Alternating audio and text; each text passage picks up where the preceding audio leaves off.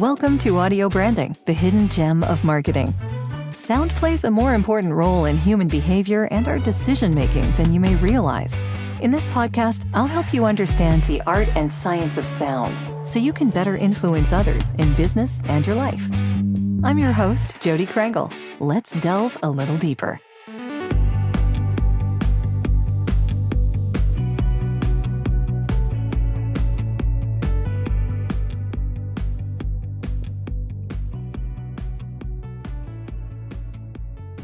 Welcome, Arielle. Thank you so much for joining me today. I really appreciate it. So happy to be here. Yes, we were having this discussion earlier, but yes, just unfortunately, the leaf blowers have decided to take up residence next to my window, which, you know, as podcasters, we know this happens.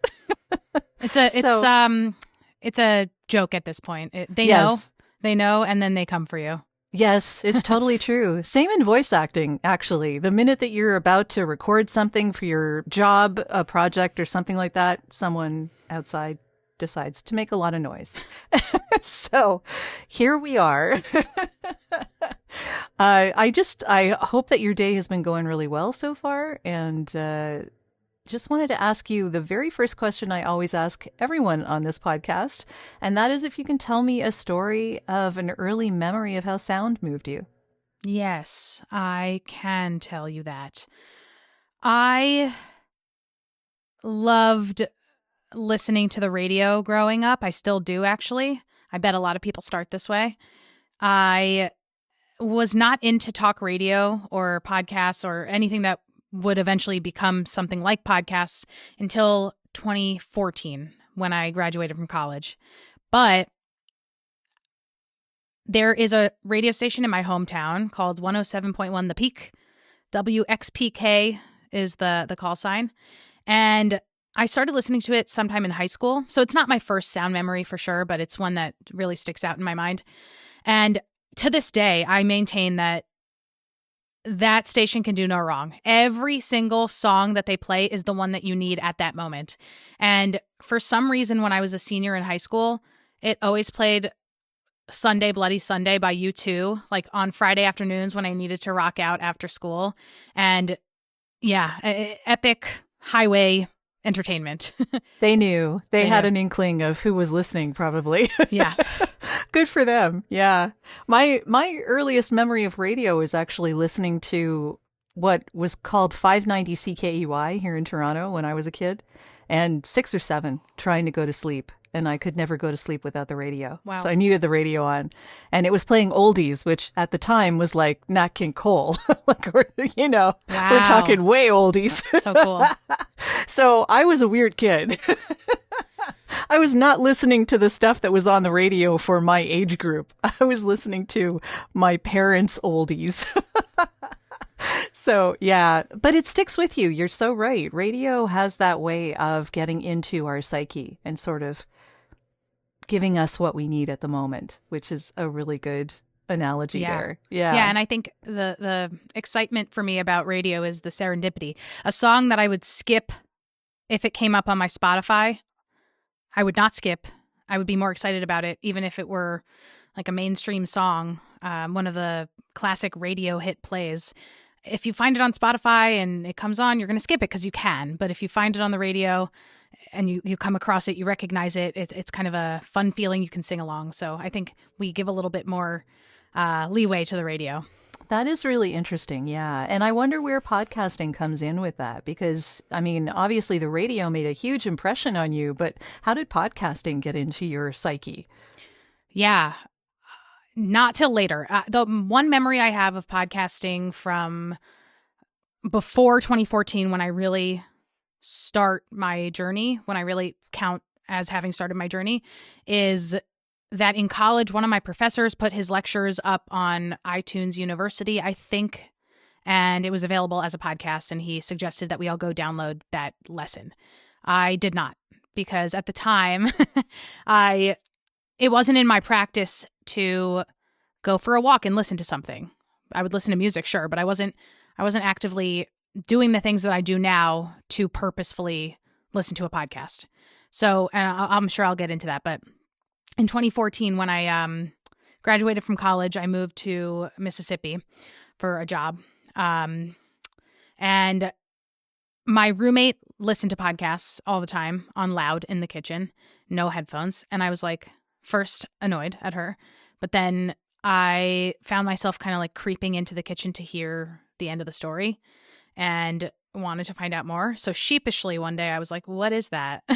I knew what a podcast was, but she really introduced me to the shows that I started out on, 99% Invisible, This American Life, Memory Palace, Radio Lab, things like that. Mm-hmm. And from there, I discovered a bunch more shows, but it definitely took the coaxing of the roommate and the playing aloud, but also because my office was a bunch of recent college grads, and they all grew up as part of public radio families, and they talked about the news, and they had inside jokes about the newscasters, and I wanted to have those inside jokes too.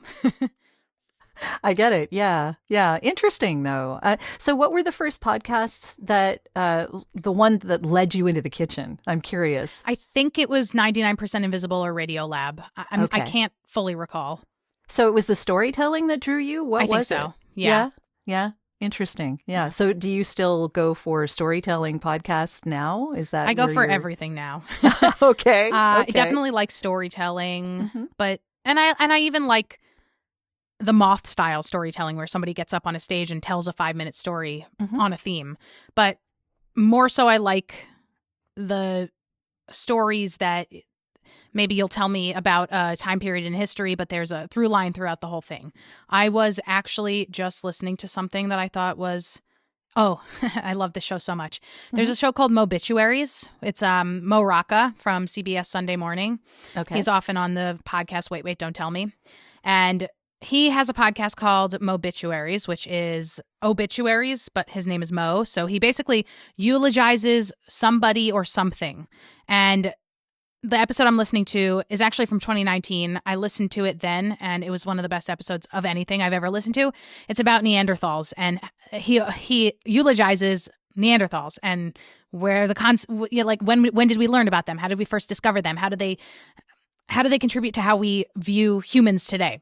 So what I like about this is, yes, there's storytelling involved. He brings us in with a story. He weaves in storytelling throughout, but he's not necessarily telling us from his perspective why Neanderthals mean so much to him. So yes, storytelling is big, but I also use podcasts for utilitarian purposes. I listen for news. I listen for updates. I listen to learn more about the industry that I'm a part of. Sure. Education definitely is a part of that. Yeah. Learning more about things that you're interested in. Yeah. Which is kind of the point of this podcast too. Yeah. So, yeah. Is there something in a podcast that really draws you in? Anything in particular that you find works really well in the podcasting area? Something that makes you feel this is something that I would want to listen to? Yeah.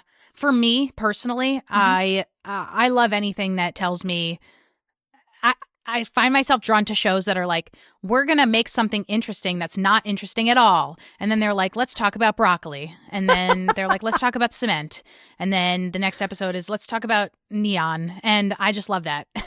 Maybe they do the history of it. Maybe they weave in the person who discovered neon. I don't know. Can you discover neon? I think you can because it's on the periodic table of elements. Might need to be manipulated. Either way. Yes. These are the kind of things. These are shows that I find myself going back to time and time again. I also love anything history. So biography type podcasts. I think we should call them biopods, not biopics, but biopods. Anything like that is very exciting to me. I think the element that's throughout all of those is that there is a clear thing that they're coming back to. There's a thesis. Whereas I'm into a show that is daily and it's chatty and it's 1 hour in the morning and it's 1 hour in the afternoon. I do listen to a show like that, The Daily Zeitgeist. I love it. I always shout it out. But, for that, they don't have a thread necessarily. They got inside jokes. And I think that is, my brain sticks onto that as the similar thing between a chat show and a storytelling show that gives us a thread of something to come back to as the thesis. Yeah, it kind of reminds me of the radio shows that were on that people paid attention to. So, totally. Yeah, I guess it's like, they become like a favorite family member. Yeah. Yeah. And then, I don't know, for example, I listen to this show every day. One of my good friends listens to this show every day. Today I texted her just being like, reminder. And then I threw in one of the reminders that one of the hosts always gives. And she just got it immediately. And that's a really fun thing that you're able to do. Yeah, we used to do this around the water cooler. Doesn't really happen all that much anymore. Yeah.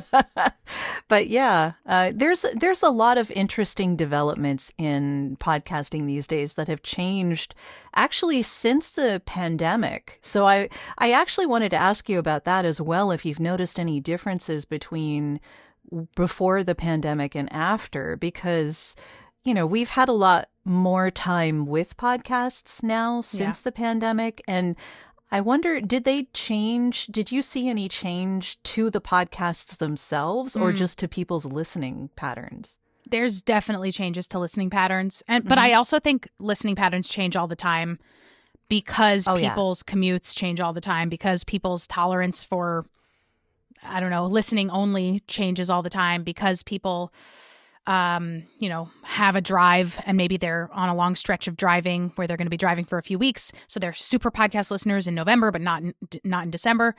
But yes, content wise, what has changed is, I think this is the case still, that, you have an idea, you're going to start a podcast. Maybe the idea is a good idea, but you don't execute it well.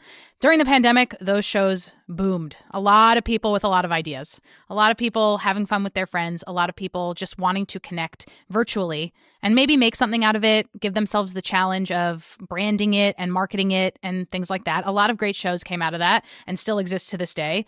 And a lot of shows came out of that and are done, and they're pandemic era shows. And if you go back and listen to them, it's very fear-mongery and scary. And you can hear, even if it's like a chat show about nothing, it's like, oh, wow, they told us not to touch our faces today. Do you remember that? That was like a whole thing in the beginning. Oh, yeah. They were like, that's going to save us. Oh, yeah. And clean everything that comes into your house with disinfectant. Like, what?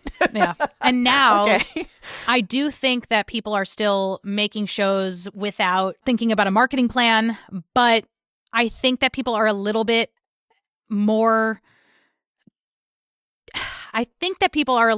choosy now with the content that they make, because they know that it's hard to grow a podcast.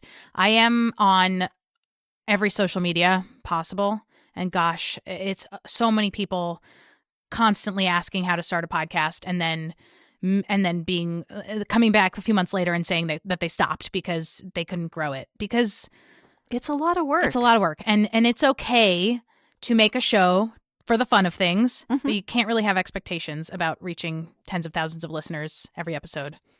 Well, also, people definitely want to they seem like they want to monetize right out of the gate. And unfortunately, this is something that doesn't pay you until you deliver something of value. Yeah. And you need to deliver that value first. So it takes a certain amount of tenacity. And I think that when it comes to what we just discussed, which is how much work this takes, not a lot of people are willing to continually, consistently put in the work. And I mean, you're not going to monetize if you're not going to do that. Right. But also, if that's the only reason you're doing it. Like that, it just, you have to have a passion for what you're doing or you're just not going to do it. Yeah. I mean, I do so many projects that make me little to no money, but they sort of, there's other reasons for me to be doing them. They feed your soul. Yeah. And they eventually work as a funnel to the things that I do for a living. I host 2 podcasts about the podcast industry. They don't make money, but they indirectly make money because people find them and then they want to contact me for consulting, right? Sure. So these are all things that I make because I love, but it's a lot of work, and you kind of have to decide what's the trade-off. I like it because I work in the podcast industry. I want to definitely be able to say that I have a podcast, that I'm testing the tech, that I'm in the shoes of the people who are also making podcasts. I also want to be able to be in touch with creators. So both of my shows are listener submission shows. You can submit a podcast trailer. I'll feature the trailer and then I'll talk about the trailer. That's Trailer Park, the podcast trailer podcast. And then I have another show. The name. And then I have another show called Podcast Elevator Pitch, where people send in a pitch for a show that they've made that they don't think got enough love, because limited run series are very hard to market because they're short. You have your runway is not super long. So I've got both of those shows. they're hard work. They take up time, but I love doing them because it allows me to do all of these things. It allows me to be in touch with people. It allows me to practice so much more. So yeah, I was going to ask you to tell us about those podcasts, but you just did. So no need to do that. I mean, so you know how hard this is to do. And you were involved with Descript for a long time, right? Yes. So what got you into that, and then what got you out? So what got me into that is actually that I worked at Squadcast for about 3 years. Squadcast is a remote recording platform.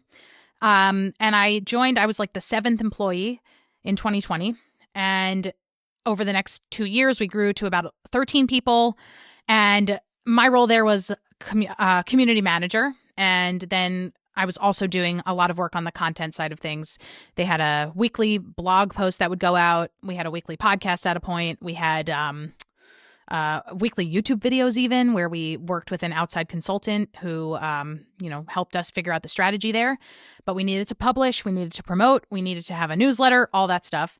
So I was doing that. It was a lot. It was great though, because I had a lot of freedom to test things out. My bosses there, they were super kind and nurturing, and I just learned a lot from working there. And then in June of 2023, Squadcast was acquired by Descript. So all of us from Squadcast moved over to Descript. So now I was on a bigger team, another community manager, and she and I were working together to understand the Descript community, to understand podcasters, to understand video creators, to understand anybody who might be using Descript to make something. And I was in that role for about 1.5 years, and then I just left about 2 months ago. And I think overall I am interested in software. I liked working for software for 3.5, 4 years, but ultimately, I think I want to be more on the creative side of things. Not that software is not creative. I actually do think that there are elements of marketing software that is super creative. You have to be creative in order to find new outlets, in order to have conversations. But I think I want to be on the side of creativity that is more singularly focused on entertaining people or helping people entertain people. Sure. Yeah. So now I'm moving a little bit more towards the content side of things and working with creators who are making things and helping them get them out to the world. Interesting. Yeah. Before we move on further to that, which I definitely want to cover, Descript, can you just describe that to people as like, what is it and how can it help a podcaster? Yeah, absolutely. So Descript is really, really powerful. And I had downloaded it and tried it a few times before I worked there, but I never really got the hang of it, which is an interesting insight that I definitely took into account when I worked there, that the barrier to entry might be high for some folks who have never done transcript-based editing, because Descript is a podcast editor, an audio editor, a video editor that works by transcribing your audio or your video, and then you can cut that audio or video as if you're editing a Word doc. So if you said something at the beginning of your conversation that you think would actually be better at the end of the show, all you have to do is highlight that and copy and paste it. And I think that is such an unlock for so many people. It means that a lot of people have access to editing video and audio that did not have access to it before. So yeah, it's a really, really powerful tool. I use it almost every day, whether it's for recording and editing or for making social content. Yeah, it sounds really useful. I know a lot of people who do use it on a regular basis. Curious as to your perspective on this, though. I've always noticed that editing the audio sounds a lot more seamless than editing the video. Yes, definitely. Yeah. This is because there is no Band-Aid solution to jump cuts in video like that. If you had all of the resources in the world, you would tell your guest on the other side of the screen, if they were to retake something, to sit exactly as they were sitting before so that the jump cut wouldn't look as extreme. But as far as I know, there's no built-in transition button that you can hit that would make a jump cut go away. However, we're lucky because we live in a day and age where jump cuts are cool on YouTube and on TikTok and things like that. So true, yeah. Whenever people ask me about that, I'm like, hey, no, actually don't worry about it because the kids are liking it.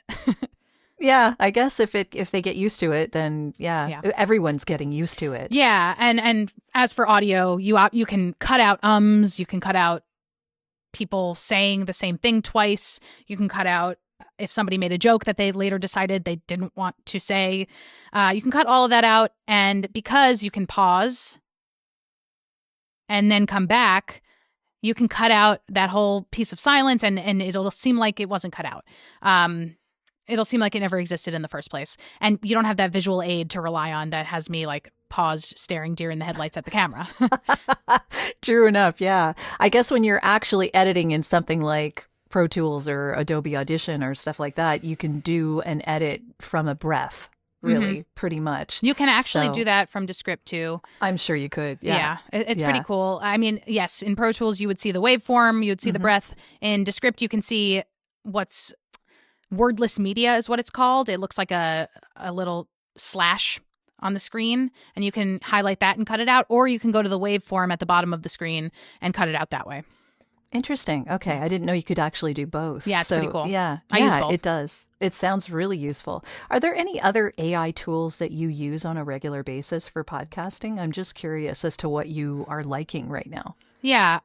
I also have been playing around with Adobe's podcast offerings. So they recently launched a really cool feature called Enhanced Speech V2, which it's the version 2 of something that they launched a few years ago, but it is like mind-blowingly good. Basically, I could go outside and be recording this podcast episode, and there would be city noises and lots of people, some high frequencies, some low frequencies. Leaf blowers. It cuts out all of that. Yes. Yeah. It cuts out all of that, and it's miraculous. It's really just, I don't know how it works. I'm not asking.